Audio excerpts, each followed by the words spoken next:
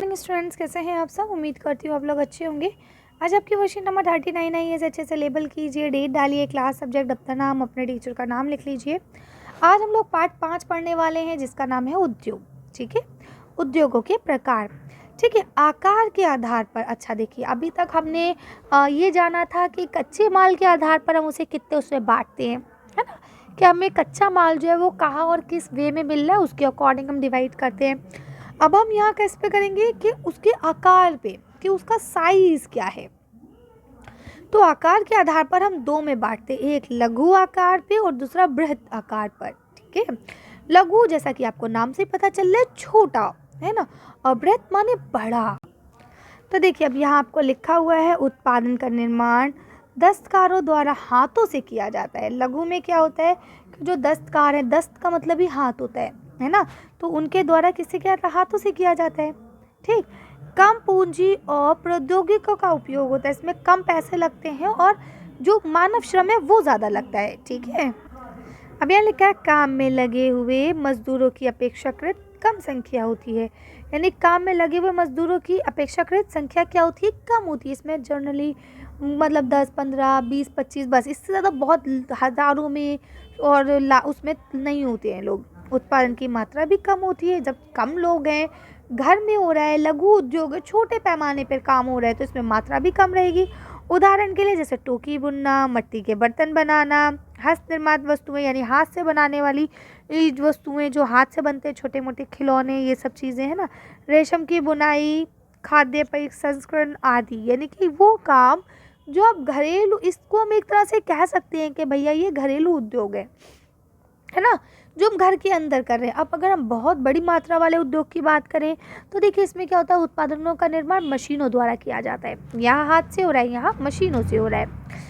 अधिक पूंजी और नवीनतम प्रौद्योगिकी का इस्तेमाल, यानी कि इसमें जो तकनीक है वो नई तकनीक का इस्तेमाल होता है, जबकि इसमें पुरानी तकनीक का इस्तेमाल होता है। इसमें पूंजी कम है लेकिन इसमें पूंजी अधिक है, पैसा ज़्यादा लगेगा।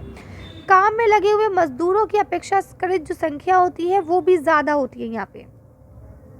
ठीक है, और इसके अलावा यहाँ पे उत्पादन की मात्रा भी अधिक हो जाती है। जैसे इस लोहा और इस्पात के उद्योग, ऑटोमोबाइल उद्योग, बड़े बड़े पैमाने पर होने वाले काम। ठीक है, अब देखें यहाँ पे लिखा हुआ है उद्योगों के प्रकार। अच्छा, उद्योग कितने प्रकार के होते हैं। अगर हम बात करें स्वामित्व के आधार पर, देखिए अभी हमने जाना कच्चे माल के आधार पर, पिछले वर्कशीट में पढ़ा था। ठीक, उसके बाद अभी हमने इस वर्कशीट में ऊपर पढ़ा आकार के आधार पर। अब हम पढ़ेंगे स्वामित्व के आधार पर। स्वामित्व किसे कहते हैं कि हमारा कि उस पर मालिकाना हक किसका है। तो देखिए, ये होते हैं 4 प्रकार के। नंबर 1 होते हैं निजी। निजी में क्या रहता है, इसमें स्वामित्व एवं संचालन की जिम्मेदारी या तो एक व्यक्ति द्वारा या एक व्यक्तियों के समूह द्वारा की जाती है, जो पूरा पर्सनल। अब जैसे ये चैनल है, ये चैनल मेरा अपना पर्सनल है, ये मेरा है, मेरी टीम का है। ठीक है, तो ये निजी है सॉरी। ठीक, यहाँ इसमें उदाहरण भी दिए गए हैं आपको। जैसे अब सार्वजनिक क्षेत्र किसे कहते हैं, जिसका स्वामित्व और संचालन की जिम्मेदारी सरकार के हो। ठीक, जैसे हिंदुस्तान एयरलाइंस लिमिटेड, जो कि अब बिकने वाले हैं, ये सारी चीज़ें हैं ना। खैर बहरहाल, हमें इससे क्या बहस, बहरहाल लेकिन आपको समझ में आ रहा है ना, निजी में पर्टिकुलर सब कुछ मेरा अपना पर्सनल है। लेकिन जो सार्वजनिक होते हैं वो गवर्नमेंट के होते हैं, उसका सारा काम कौन करेगा, गवर्नमेंट करेगी।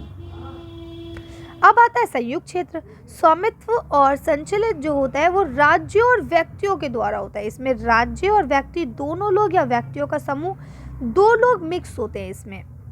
ठीक है, इसके बाद इसमें जैसे ये आ गए आपके, क्या आ गए, मारुति उद्योग लिमिटेड, ये सब चीज़ें।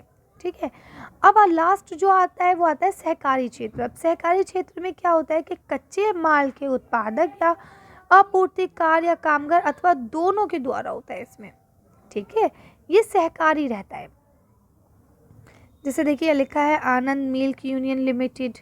ठीक, इसमें क्या होता है, इसमें कच्चे माल के आधार पर कच्चे माल के उत्पादक और इसमें जो कारीगर होते हैं वो दोनों लोग मिलके रहते हैं। तो उम्मीद करती हूँ आपको समझ में आ गया होगा कि हम फैक्ट्रीज को कितने आधार पे बांट सकते हैं। उनके कच्चे माल के आधार पे बांट सकते हैं, उनके क्षेत्र के आधार पे बांट सकते हैं कि उनका आकार कैसा है, और उनके स्वामित्व के आधार पर भी बांट सकते हैं कि उसका मालिक कौन है।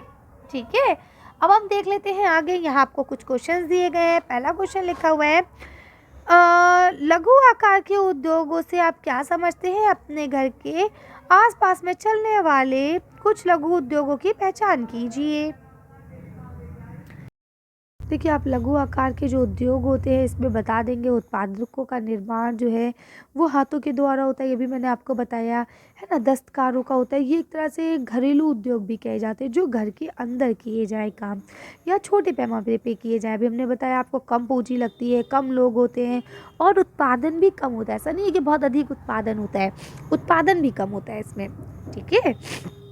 अब क्योंकि हम लोग बेटा देखिए शहर में रहते हैं तो हम लोग के घर के आसपास इस तरह के कोई लघु उद्योग है नहीं, है ना। अगर कोई है तो आप उसे मेंशन कर सकते हैं, अदरवाइज आप आंसर इतने ही लिख के इसे फिनिश कर देंगे। अगला क्वेश्चन लिखा है निजी क्षेत्र और सार्वजनिक क्षेत्र के उद्योगों में अंतर बताइए। इसका आंसर लिखेंगे निजी क्षेत्र और सार्वजनिक क्षेत्र में दोनों में डिफरेंस क्या है। निजी क्षेत्र एक पर्टिकुलर व्यक्ति का होता है या एक व्यक्तियों के समूह का होता है, जबकि जो सार्वजनिक होते हैं वो सरकारी होते हैं, है ना। यहाँ इनके उदाहरण दिए गए हैं, आप इसको देख सकते हैं। लास्ट क्वेश्चन लिखा है विभिन्न स्रोतों की सहायता से सहकारी क्षेत्रों के किसी उद्योग के विकास पर टिप्पणी लिखिए। चलिए इसका आंसर देखिए, वीडियो फिनिश करते हैं। यहाँ से लिखेंगे एक संयुक्त स्वामित्व वाले उद्यम है के माध्यम से अपनी जो आर्थिक है, आम नहीं है यहाँ पे, वो कॉमन मैन की वजह से आम हो गया है ना, जो उसकी साधारण आर्थिक सामाजिक और सांस्कृतिक ज़रूरतें हैं और आकांक्षाएं हैं उनको पूरा करने के लिए ये एक स्वामित्व होता है, एक संघ होता है जो मिलकर काम करता है, ठीक है। चलिए तो आज की वर्कशीट को हम यही खत्म करते हैं। आज की वीडियो में बस इतना ही। अगर आपको हमारी वीडियो पसंद आई हो तो प्लीज़ इसे लाइक और शेयर करें। अगर अभी तक आपने हमारे चैनल को सब्सक्राइब नहीं किया तो प्लीज़ इसे सब्सक्राइब करें। Thank you for watching.